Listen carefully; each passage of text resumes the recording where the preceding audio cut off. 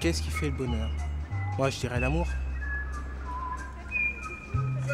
Le bonheur avec un grand B, c'est peut-être un idéal, mais ce que nous devons rechercher, c'est le bonheur avec un petit b, le bonheur des actes quotidiens. Et faire en sorte que chacun puisse participer au bonheur. Le bonheur pour soi n'a pas de sens, le bonheur, c'est de le faire avec les autres. Le bonheur, c'est ne pas penser au lendemain. Le bonheur, c'est la liberté. Qu'est-ce que c'est le bonheur pour vous? La joie de vivre, d'avoir la santé et d'aimer son prochain et d'être heureuse.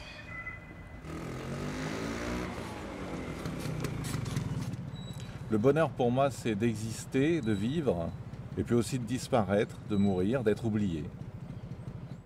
Qu'est-ce que c'est pour vous le bonheur?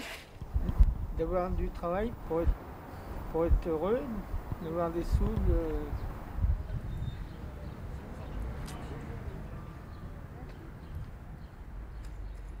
Le bonheur, c'est être amoureuse. Voilà, c'est tout.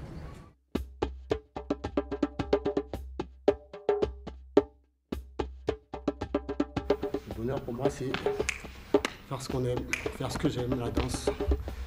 Et ma petite famille, toujours rester à ses côtés.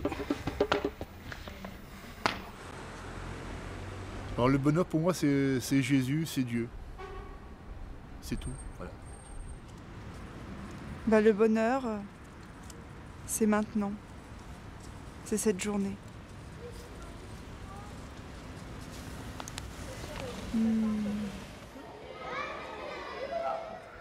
Pour moi, le bonheur, c'est la chaleur et le rappel du ventre de la maman, l'eau.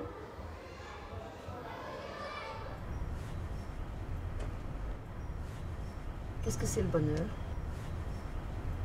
Le bonheur, c'est la joie, la vie, quoi, en général. Le bonheur? C'est aimer et être aimé. C'est un objectif qui peut être ambitieux. Qu'est-ce que c'est pour vous le bonheur? C'est la vie. On est 3 kilos avec sa belle enfant. Qu'est-ce que c'est pour vous le bonheur? La vie. Le bonheur. Aimer. Jusqu'à plus soif. Le bonheur, tout. L'argent. Ah, le bonheur. C'est un rêve, peut-être.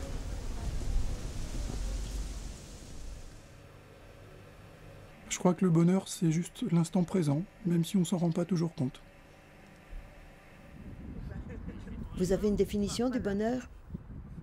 C'est profiter de tous les instants présents, comme se retrouver sur un petit terrain de basket avec 4 amis et jouer, ou regarder les petits faire du roller.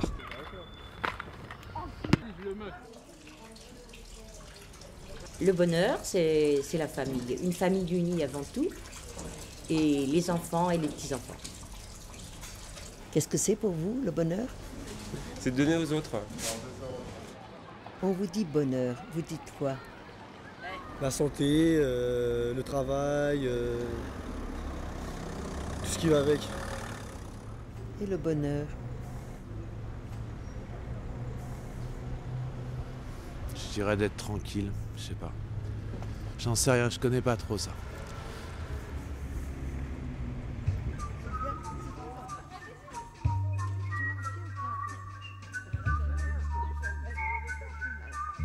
Le bonheur pour moi, c'est d'avoir tous les gens que j'aime auprès de moi. Beaucoup de thunes. Le bonheur, c'est l'amour, la liberté. J'aimerais bien trouver la femme de ma vie aussi. C'est l'amour et la paix. Que j'aurai pas trop de problèmes pour le futur. C'est quoi pour vous le bonheur? Alors pour moi le bonheur c'est assez vaste comme question, mais c'est après ma journée de travail, retrouver mon épouse et mes enfants. Le bonheur pour vous, c'est quoi? La santé. Et puis la santé de ceux qu'on aime. Le bonheur, ça vous dit quoi? L'amour.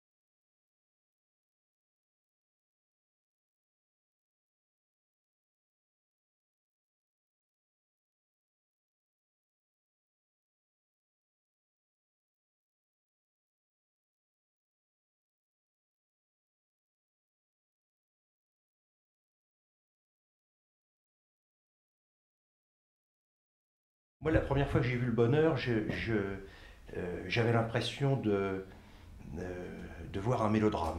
C'est le premier souvenir que je peux fixer du film lorsque je convoque ma mémoire. J'ai vu le film aussi il y a très longtemps, quand il est sorti, et je l'ai trouvé très beau parce que Agnès Varda filme très bien. Mais je me disais, qu'est-ce que c'est que cette histoire? Il faut dire que je ne crois pas spécialement au bonheur. Moi, j'ai découvert le film, je pense que c'était dans les années 80. C'était d'ailleurs une période où le film n'était pas si facile à voir, on ne le voyait plus beaucoup. Sauf dans les ciné-clubs. Moi, je l'ai vu hier soir, le film, pour la première fois. Et alors? Et en fait, c'est une drôle d'idée de la définition du bonheur. Les images sont magnifiques, c'est super bien filmé, etc. Mais j'ai trouvé que c'était hyper kitsch. J'ai pas vu quelque chose qui soit très choquant. Mais pour la société en 65, c'était très choquant, et à l'Express où j'étais journaliste, on m'a dit, bon, il faut aller voir Agnès Varda et puis essayer de comprendre un peu ce qu'elle a voulu faire. Je l'ai revu hier, donc sans l'avoir vu pendant, mettons, une vingtaine d'années ou une quinzaine d'années, l'impression première est restée la même. Ah bah comme moi. C'est un film qui ronge quelque chose, qui met... Moi, je vois pas du tout qui met pas tout à fait à l'aise. J'en ai un souvenir de malaise, de stridence. Il y a quelque chose qui tourne pas rond. Mais en même temps, m'est apparu encore plus comme une œuvre d'art. C'est-à-dire que le fait qu'Agnès Varda maintenant fasse des installations, s'intéresse à l'art plastique, etc., c'est contenu là-dedans. On peut faire une œuvre d'art, si le fond ne nous intéresse pas, ça n'a pas d'importance. Et c'est un peu ça. C'est une œuvre utopique à mon avis, et l'utopie manque beaucoup aujourd'hui. Donc c'est merveilleux de regarder ce film. C'est un film que j'ai beaucoup présenté dans les ciné-clubs, parce qu'il mettait en scène la problématique du couple, de la fidélité, d'une sexualité libérée. Et je me suis aperçu que c'est un film qui choquait beaucoup.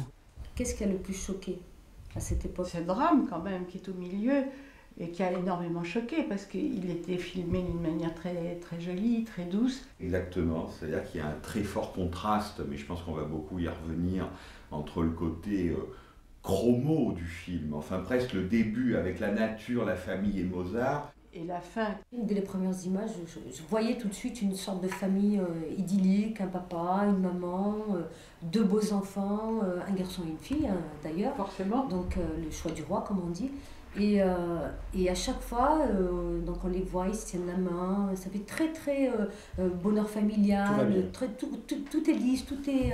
et ça fait très quiche dans le sens où on a l'impression qu'on est happé tout de suite dès les premières images dans une sorte de cocon. Et puis on se dit, mais merde, il est où ce serpent qui va apparaître dans cette espèce de paradis, dans cette espèce d'Éden et tout ça, et on attend, et... Il rencontre une jeune postière, par hasard, enfin parce qu'il va à la poste tout simplement.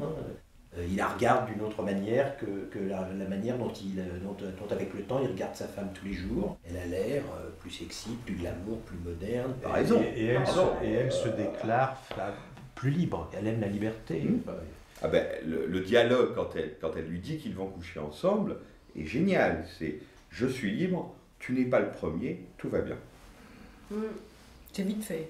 Voilà. Oui, mais il y a deux femmes quand même. Oui, il y a deux femmes.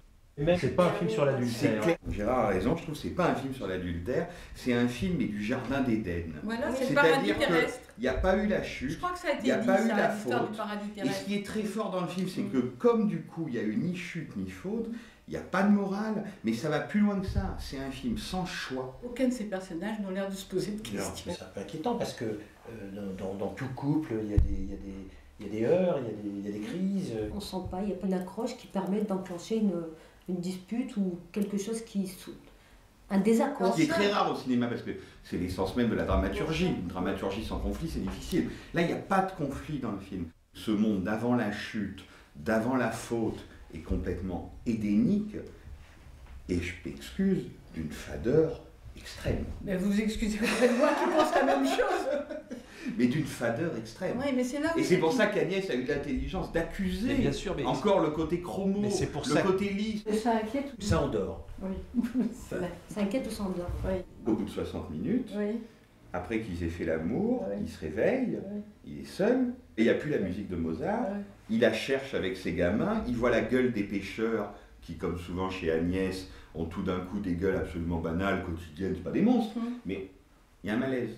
Ils ont des drôles de gueules. Ils font des drôles de gueules en le regardant, ce pauvre Jean-Claude Doreau.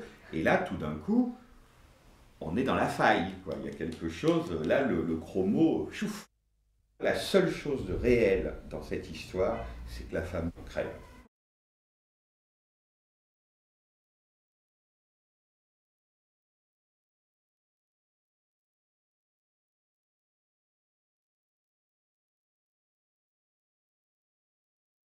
Il la ramasse, il la ramasse, il la ramasse, sans croire qu'elle puisse être morte. Ce qu'on croit au cinéma, c'est quand le récit est continu, comme ce que nous vivons.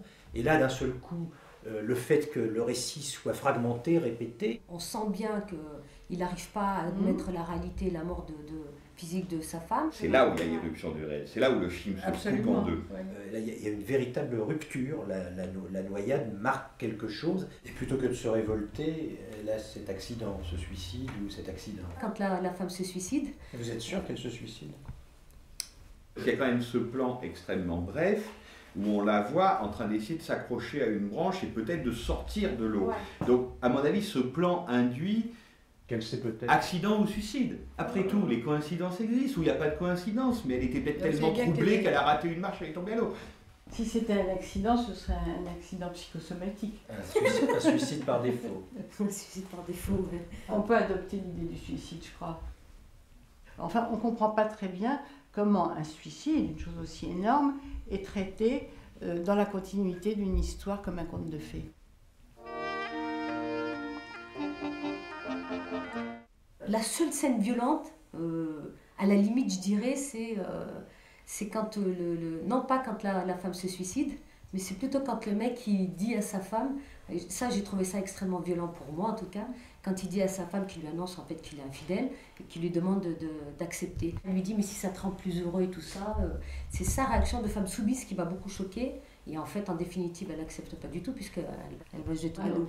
Elle paraît comprendre ce qu'il lui dit. Vous dites qu'elle est soumise, mais vous, dans l'association Ni pute ni soumise, les femmes soumises, vous leur accordez votre soutien et votre sympathie, ou vous avez envie de les secouer? Bah plutôt, on leur tend la main et on les tire pour que le nid existe devant soumise. Sinon, ça n'a pas de sens. Je crois que l'émancipation des femmes, elle commence par la prise de conscience. Mais le rôle du mec, après tout, je crois que c'est comme beaucoup de bonhommes. Hein. En réalité, il a un rôle complètement normal, entre guillemets. Quand Doreau dit le bonheur s'additionne, le bonheur s'accumule, etc., c'est-à-dire aussi que les femmes sont interchangeables. Ouais. Il est d'un égoïsme total. Total. Moi, ce que j'aime bien dans ce film, par contre, c'est le rôle de la maîtresse, entre guillemets.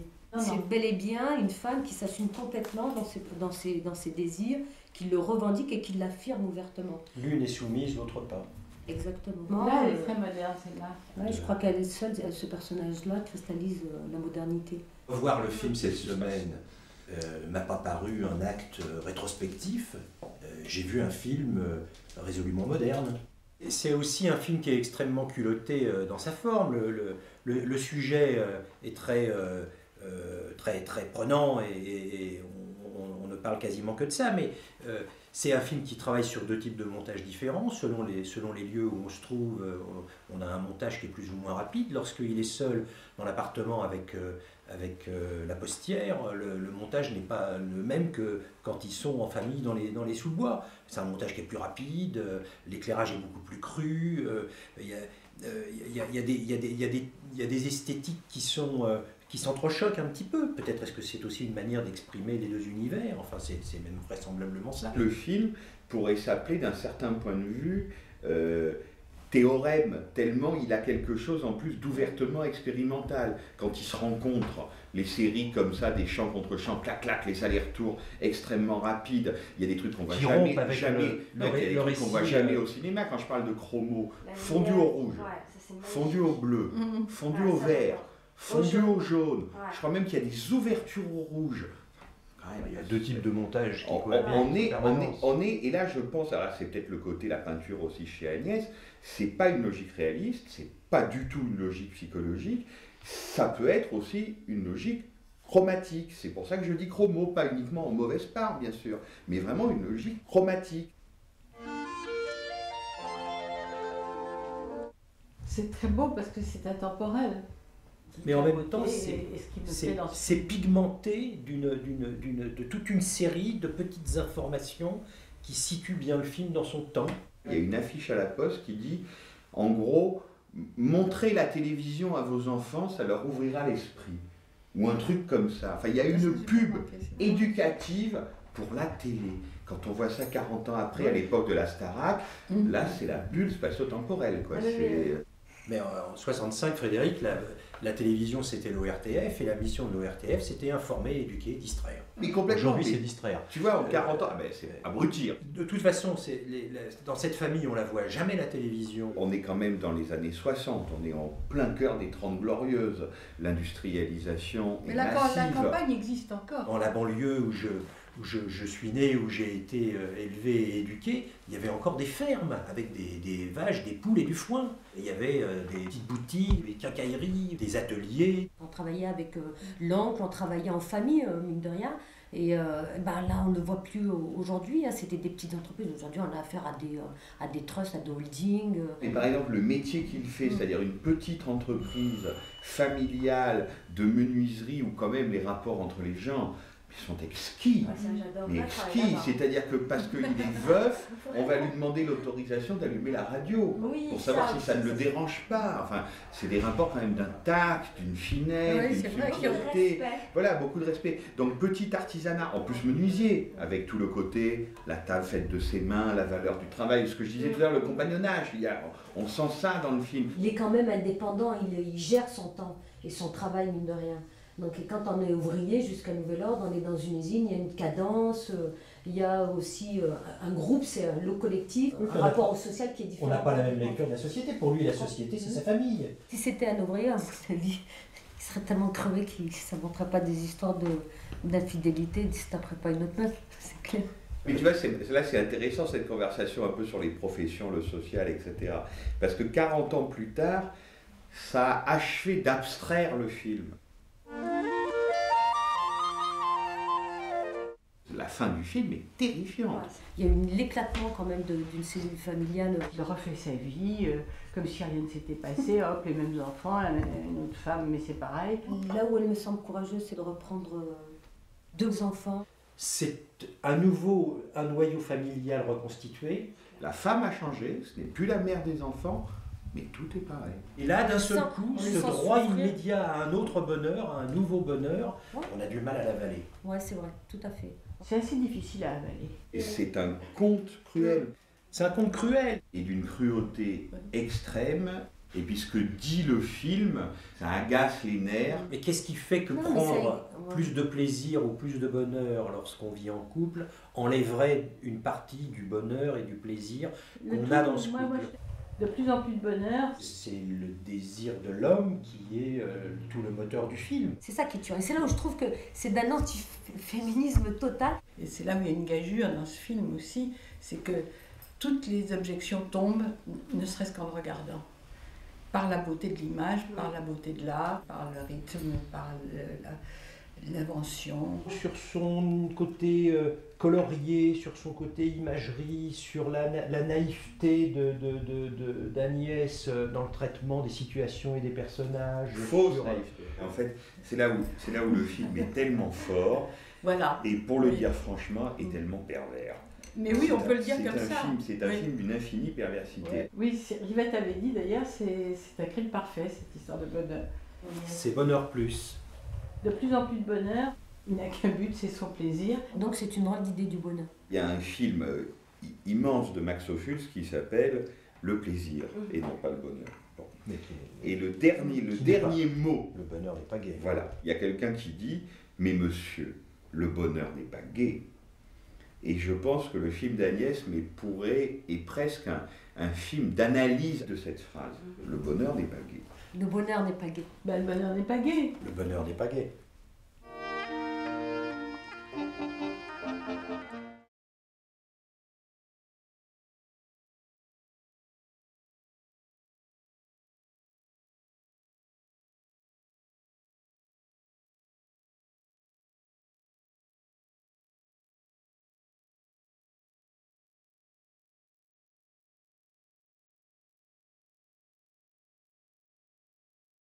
Bonjour Marie-France, bonjour Claire. Bonjour je suis Rosalie. contente de me retrouver avec vous parce que je me rappelle très bien le jour où je suis venue sur le tournage du Bonheur.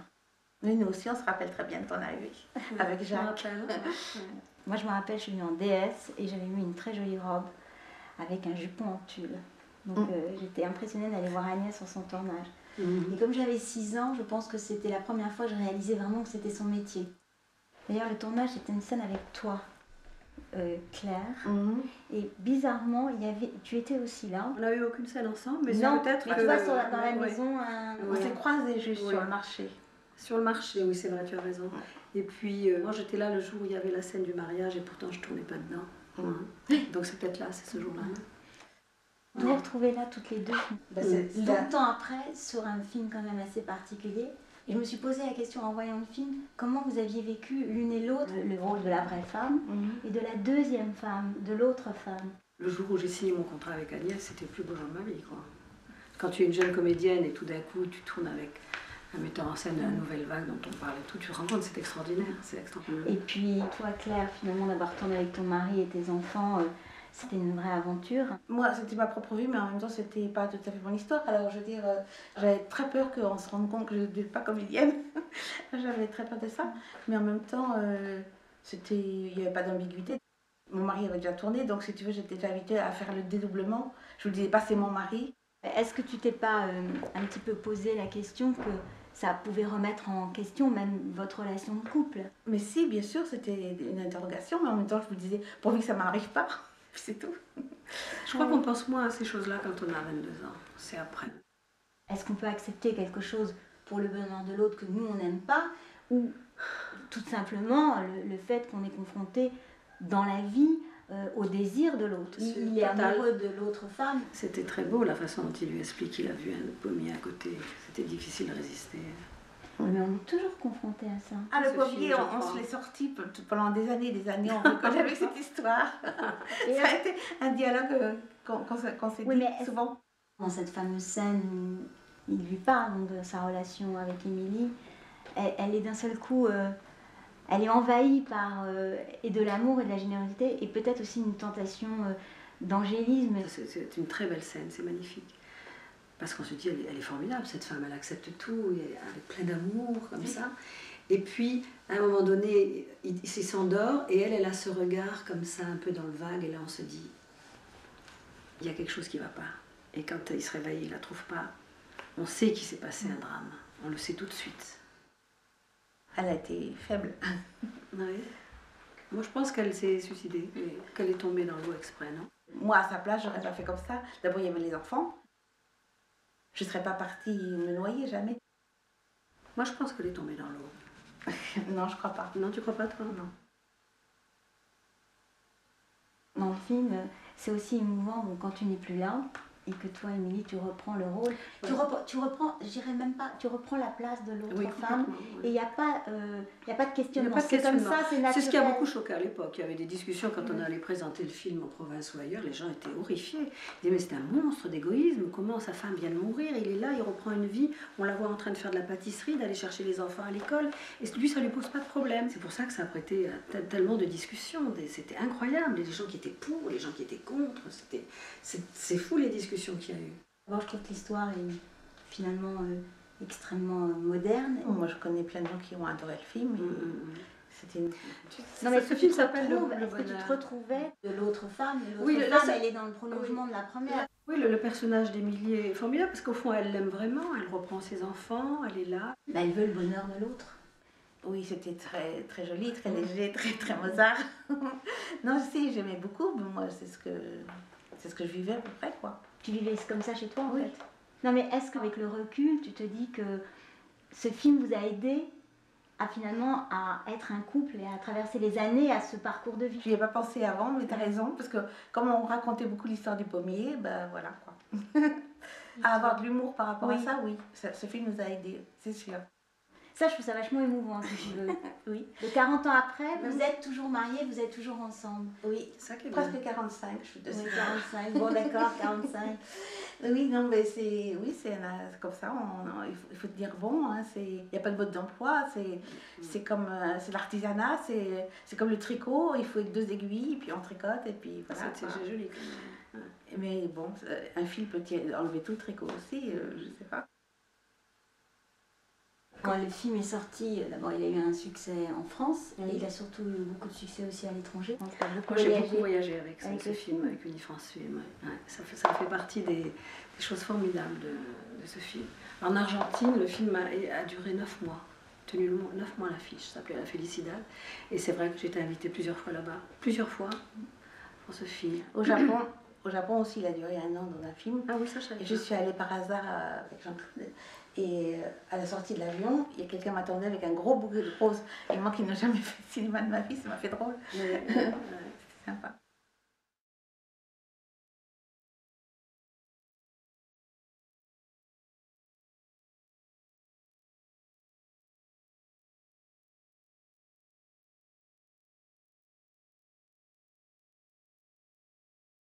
Quand on fait un film, la seule personne qui ne fait rien, c'est la metteur en scène.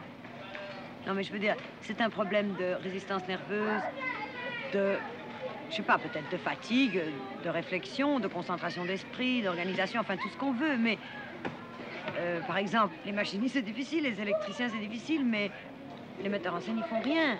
On leur demande d'être sur le coup, on leur demande de penser au film, on leur demande d'avoir une vision aiguë.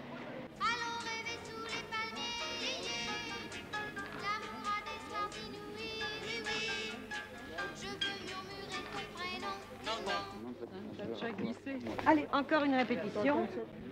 Bon. Tu en vois?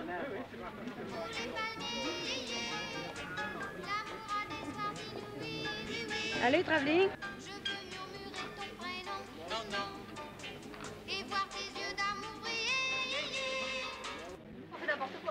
Mes enfants, arrêtez. Écoutez, on a réglé quelque chose. Quand la musique s'arrête, vous allez à vos places. Mais tu as entendu quand il l'a coupé, il fallait aller à vos places. Mettez-lui un petit escabeau.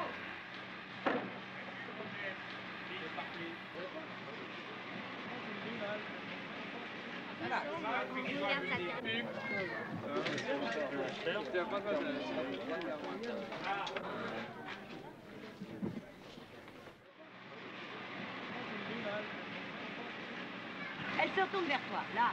Mets-lui les 2 mains à la taille.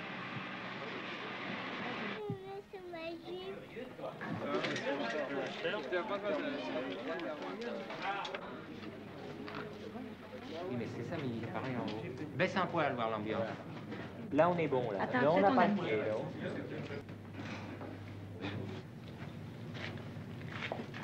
Bon, Gérard, de toute façon, on fait préparer des bouteilles de vin. Il y a quelque chose dans les gamelles, hein, Gérard? Oui. Qu'est-ce qu'il y a? Ils peuvent le manger, c'est pas des boutins. Ils peuvent manger. C'est de la vraie nourriture. Oui, oui, oui. Bon, d'accord. Qu'est-ce que ça a dit? Ben, regarde, c'est joli, mais on sent pas que c'est les verrières. Oh là là, nous on a pas plus là. Oui, oui. Et on peut peut-être...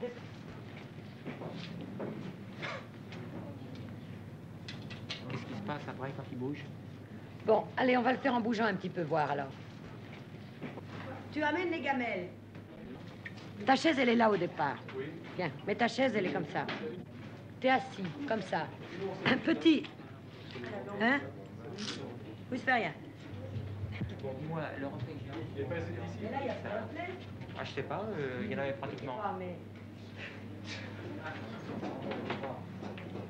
Ce qui me plairait bien, c'est que le rouge soit vertical. Roger? Ah non, on peut pas. Un poil à gauche. Non.